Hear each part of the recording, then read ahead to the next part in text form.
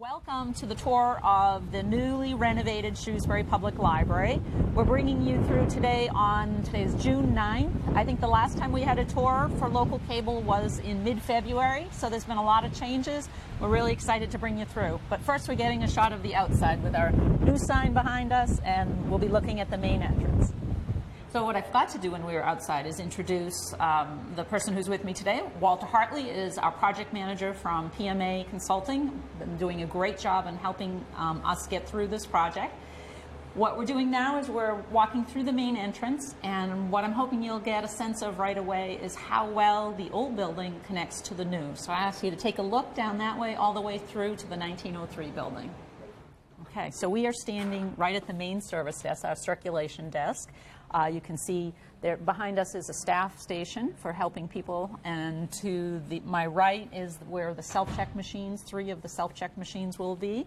But what I want to point out to you is kind of how well this building is designed in terms of serving the public and having the public orient themselves in this building.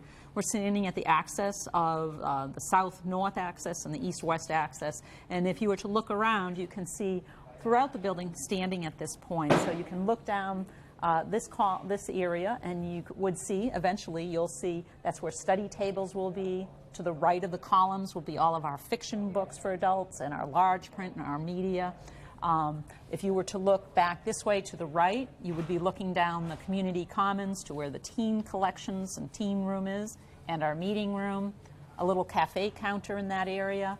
And as you come in, as you see through the main entrance, you immediately see through to the old building where some of the quiet reading rooms, the newspaper and magazine rooms will be. And we can take a walk into that area and take a look for you. So this is actually where the old and the new building join, right here. But when you're coming through, you get this great open view, so it's almost hard to sense where it begins. But those of you who visited our building will recognize the old portions, our quiet reading rooms, in through here. So some of you will remember this was the Bogardi reading rooms with the big portraits of Olive and Anthony Bogardi were here. This room will be restored to the magazine and newspaper room. So there'll be shelving here, there'll be big comfortable seating, as well as in the smaller reading room to the right over there. So we want to tell us, Walter, some of the things they were doing to do restoration in this area? Yeah, so throughout the construction process, we had this room completely plywooded off to save all of this existing 1903 woodwork. And then we had a painter come in, and he lightly sanded this wood and put a new clear coat on it to bring it back to life. But it really didn't need much. And our woodwork and millwork installer did a really nice job blending in any patchwork millwork to match what was here. And as you can see, we're kind of going through final cleaning. You saw that through the entryway. You saw a couple workers going on, and the final cleaning of the glass and the wood and the carpet is continuing. Right. We rebuilt the windows in this area, so the original windows on this floor were rebuilt, and they're in great condition. Now they're working condition. Working condition, that's right. They open and close. Things like the beautiful window seat is restored. The lovely fireplaces here and in the smaller room are in good condition. So what's going to come in here, as I said, is some shelving for newspaper and periodicals, and some beautiful, comfortable lounge chairs with small tables at the side. So this will be a very welcoming reading room when we open for the public. We came in the main entrance to your left, and now we're heading down what is called the community commons. And in this area, so there'll be a little cafe counter here. There'll be some comfortable chairs and some high-top tables with high-top stools. And then when you get down into this area, we're coming into the community commons proper. And you'll see that there's exhibit arrangements, so we can do hanging displays in here. And this is meant to be kind of the social space outside of the meeting room to our left and outside of the teen area to our right. So let's go in the meeting room and take a look there.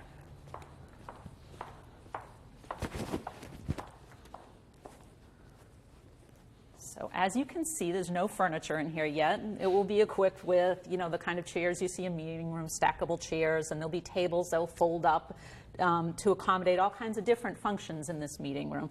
A nice feature is that it can be divided into 2/3 and 1/3. Maybe you want to talk about that, Walter? Yeah, so this is the divider that we installed, and it's soundproof. It'll go wall to wall. It'll run right across this line. So you'll divide the room into 2/3 and 1/3, like Ellen said. You also have a couple speech reinforcement monitors so that while someone's giving a presentation, they can tie in and their voice can be amplified throughout the process. Right. There's also going to be two projectors mounted in the ceiling and screens that are actually installed, and you can see those in the ceiling at each side of the room. So this is just going to be an overall, it's going to be a good space to use closed, it's going to be a good space to use open. Something that we missed in the beginning is the community commons. There's going to be a gate at the entryway so that the entire library can be blocked off other than this area at night if there's a community meeting or after hours use. After hours use, and we'll show you that on the way back, but it's lockable. It's a full side coiling grill. Right. And it still gives access to the restrooms and that kind of thing. And this room is equipped with little coffee counters each space. So if we were hosting two meetings at the same time, they'd have room to do that. There's a small little kitchen service area, so if people were bringing in food to serve for the program or event, they could do that. One of the things I really love about this room is it's hard to see right now because we have these major cases out here filled with something that's going to be installed later this week. But if you look through the window, you see the commons. So you see the beautiful Congregational Church. That's one of the things that I think the designer did a great job, is almost making the outside feel like it's available to you no matter where you are in the building. And these windows here are pretty remarkable for that. So we are entering the teen area, and so the teens now have their own separate space where they'll have their collections, their computers and study tables, and actually the young adult librarian will be in that area, and I'll show you that in a minute. It's just outside of the meeting room and the community commons, and the idea is this can be a little bit noisier space. We know teens, when they get together, they're a little noisier than typical in a library, so they're a little bit removed from the main area of the library, but as you can see, we have all these windows coming down the side here, which give us visual access to the room, and as I mentioned, the young adult librarian will be in here. So what we have here is the whole teen area, and to my right, filling this space here, will be all the bookshelves holding all the teen books. So they have fiction books, the graphic novels, all the media they use, and so forth. And then in the center here will be the tables with public computers for the teens, as well as study tables for the teens. And off here to the right is a young adult librarian's office, and as you can see, he has windows all around so he can see what's going on. Over here in this corner will be kind of the social space for teens. So you can see the window bench, and you can just imagine, you know, the teens hanging out here, especially at night. You can see in, and be a great spot for teenagers. On this side will be the gaming area for teens. So there'll be a bookcase here giving a little separation, and then there'll be some gaming equipment. But all of their media will be there as well. So this is a good space for, we think it's going to be an exceptional space for teens. So right now it's being utilized as the project manager's office. So basically, as soon as the site trailers need to leave, we try to keep it safe and bring ourselves into the building so that we're here and not somewhere off site. And the contractor did a really good job protecting the floors in here. And so when we take all this up, hopefully tomorrow, I'll just be sitting out at the front desk. So we're not open yet. In the middle of the building. But we'll be out there, and that's where I'll be running the furniture deliveries out of. So. Right, and that's a good point, because the furniture deliveries are actually going to start tomorrow. Next week on the 13th of June. They will run through the month of June, July, and actually the first week of August we'll still having some furnishings coming in. So the kinds of things they'll be delivering are the study tables, the office furniture, the library shelving, the huge library shelving that goes in to hold our collection of about 130,000 items, the comfortable seating for reading rooms, all the furniture for the children's room, all the computers will get delivered. So by the end of July, all that furniture and stuff will be in place, and then the IT starts being deployed. So our staff and staff from Selco's IT division will be helping us put the computers in place, get everything started. We'll also have our automated handling system and our self-checks coming in about that period, so that by the time by the time we get to mid-August, we'll be ready for the movers to move us out of the temporary site over on Lake Street here to the Main Street site. And right now we're proposing 3 weeks for that to happen. So we'll be closing sometime around mid-August and opening sometime just shortly after Labor Day. We don't have the specific dates released yet because we're waiting to have our moving contract. That's out to bid right now. That is out to bid right now. Went on the streets yesterday. Right. So as soon as we have that signed off, then we'll know the exact dates. But people can look forward to getting into this building in early September. So earlier, Walter, you talked about the gate. And essentially this will cross this whole area and lock there so that this wing of the building can be available after hours and the remainder of the building can be locked up and secured. So that will be a nice feature to add more benefit to the community.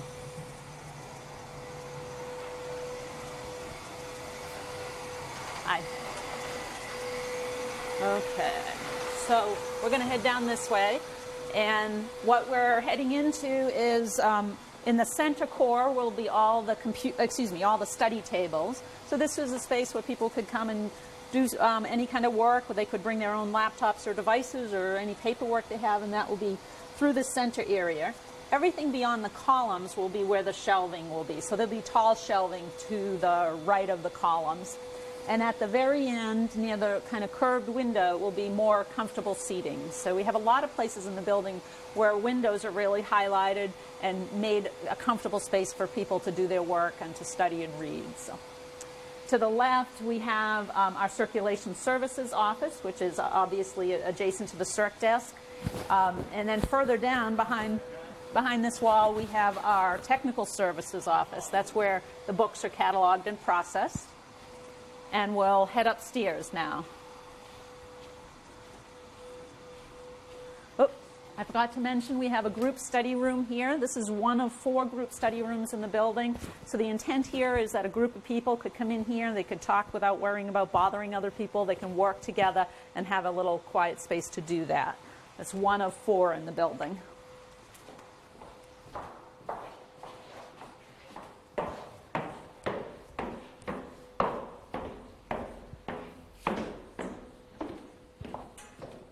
So this stairwell is not available to the public. This would be a staff-only stairwell or a fire egress, but it gives us staff an easy connection between the floors. So now we're on the second floor, and we're kind of looking straight down to the reference desk at the end. We have the window over here where, again, there'll be comfortable seating. And the arrangement is pretty similar on this floor. So we have in the center tables, but this will be the public computer area. So the whole length of this area will have big tables with computers that the public can use for printing, for doing resume work, for whatever they do on the computers. And over here beyond the columns will be the shelving for the adult nonfiction collection and other parts of our kind of our more reference-based collection. And again, on the areas where there are windows, like this gorgeous view right here, there will be some public seating in corners that really highlight, you know, the comfortable spaces with all the windows. So what's going on up here now, Walter? So right now you see a lot of blue tape on the walls. That is the contractor's punch list that he's working through to tighten up, to make sure everything's finished the correct way that the architect wants it.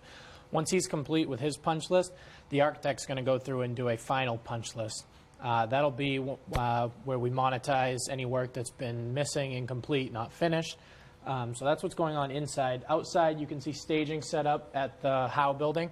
That is repointing the masonry that's going on. So we had hired a mason to basically clean any of the mortar in between the bricks that was loose, crumbling, too dirty.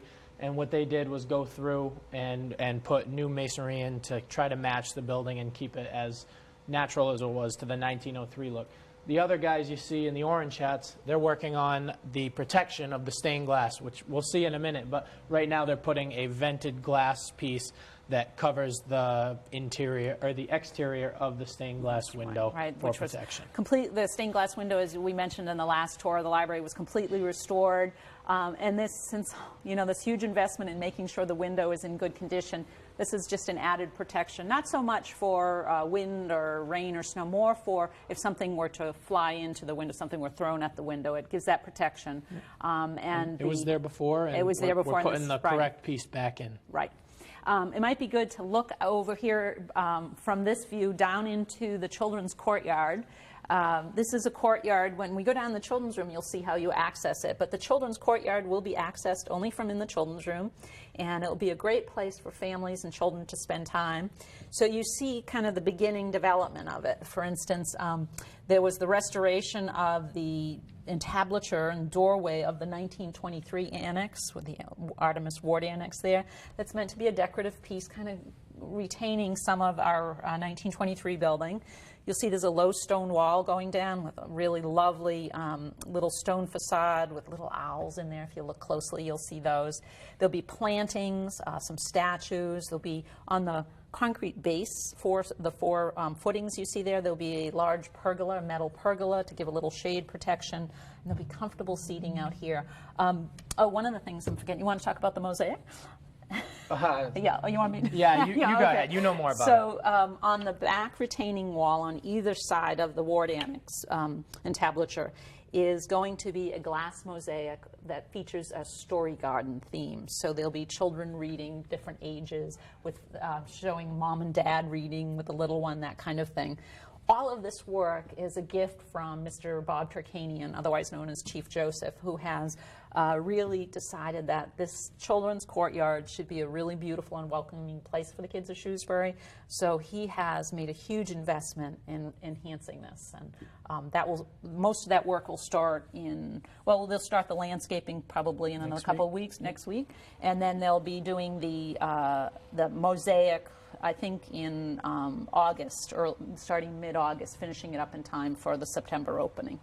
So it's going to be a great spot for children. Up here, you can also see that there's a few not installed yet, but there are shades on every single window up here. It does get quite sunny, right, and you get a lot. You have a great view, but right, it can heat up very quickly with not getting those shades down. And those are all controllable from wall switches that are installed throughout the area. Right. One of the nice features I'd like to point out at this floor is the stairwell. This is the top of the main stairwell of the new building, kind of right in the center of the building, giving access to all three floors. Something I think the architects did a great job on is kind of the translucent look of this. So you can see through to the other side, but the stairwell is pretty prominent and pretty beautiful.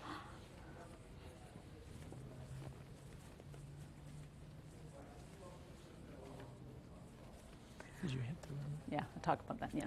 So now we're standing in front of our reference desk. It says ask, which was what we hope people will feel free to do, ask all kinds of questions and get help on all kinds of things.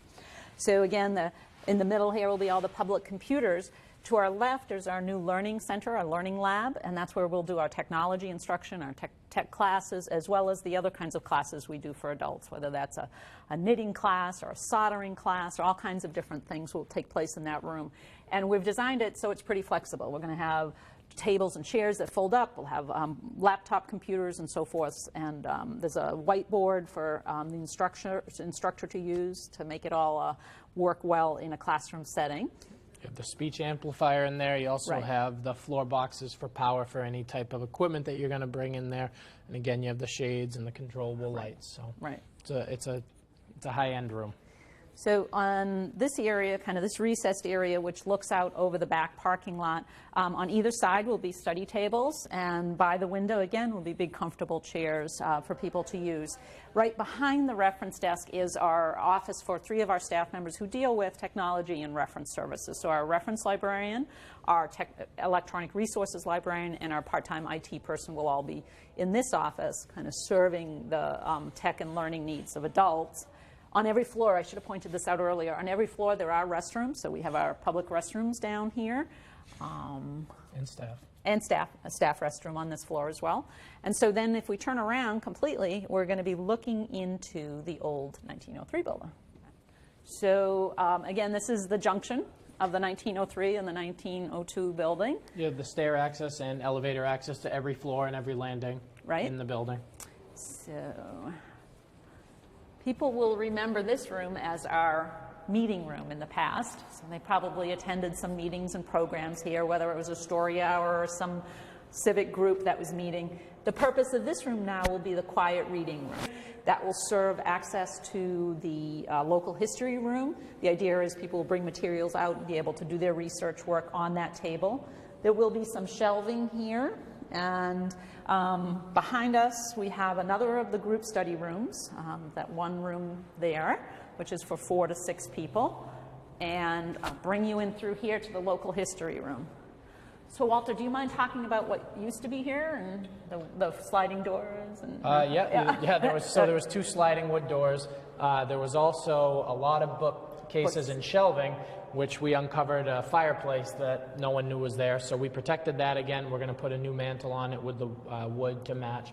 This was an example of where we had to match the wood to the existing. Right. So the window frames, those are all the existing wood, but the base trim and caps are all brand new, matched. Right. They did a really good job, Fontaine Brothers. Yeah. And again, this is going to be the local history room. So there'll be a lock on the door. Right. You'll always be able to exit, right. But people, you want to be able to look in and see what's going on in here. So predominantly shelving in here, so with the research table just outside. But again, this floor in the 1903 building, you feel kind of the light everywhere you go. That original 1903 design almost felt like someone's living room. They made it comfortable and really gracious, and so we're really very happy to be able to have preserved this portion of the building.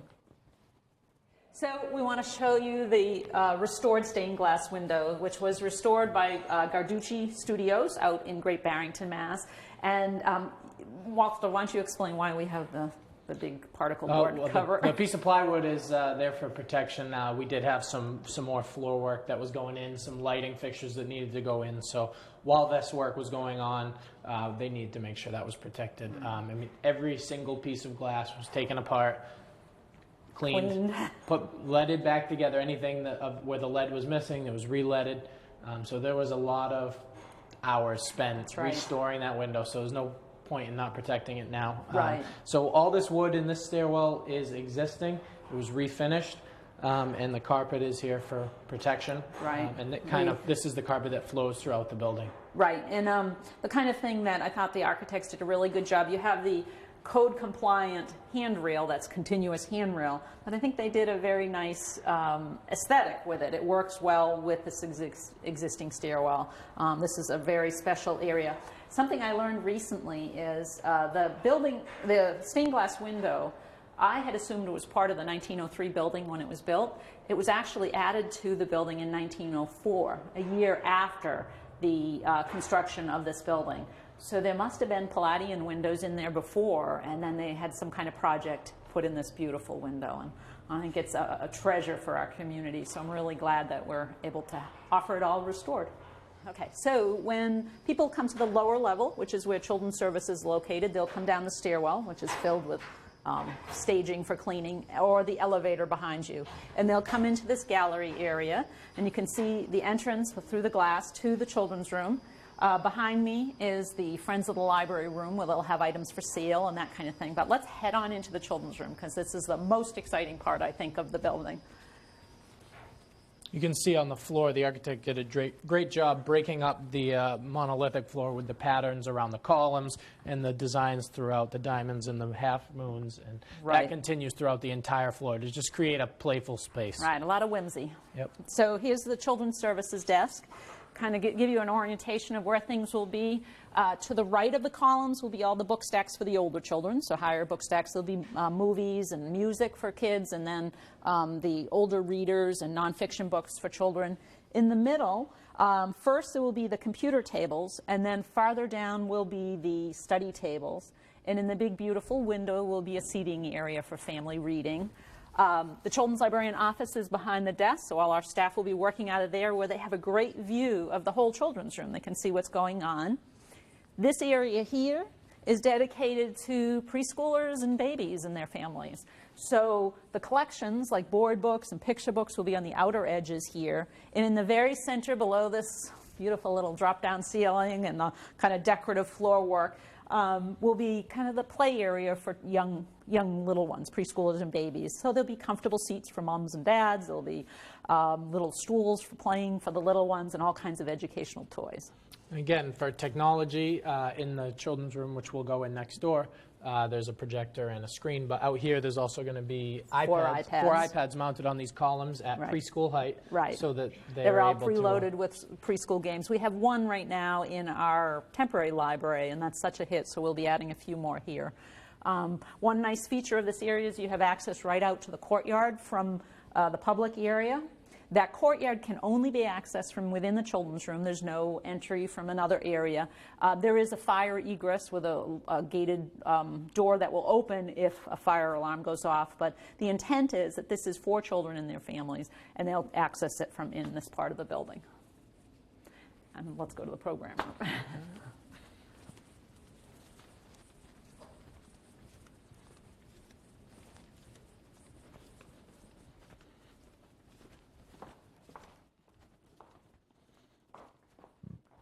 So this is the new children's program room. Now this is a brand new feature of our building. We've never had a separate program room for children.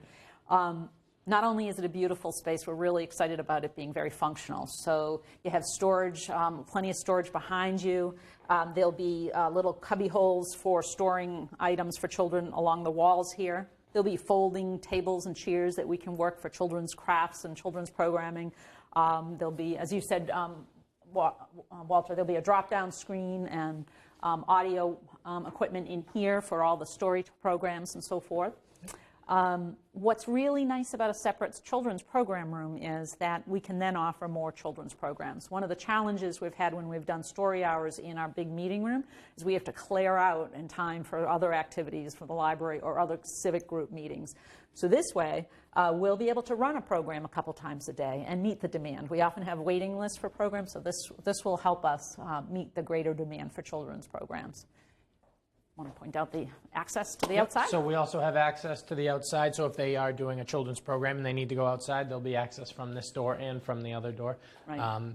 Outside, there also will be a pergola on the concrete stands right there. Basically a metal sculpture that's going to sit vertical on top of posts. Mm-hmm. Something we didn't mention down in the lower level is that there's two large storage areas for the library right across here, and then also behind the public restrooms. Right.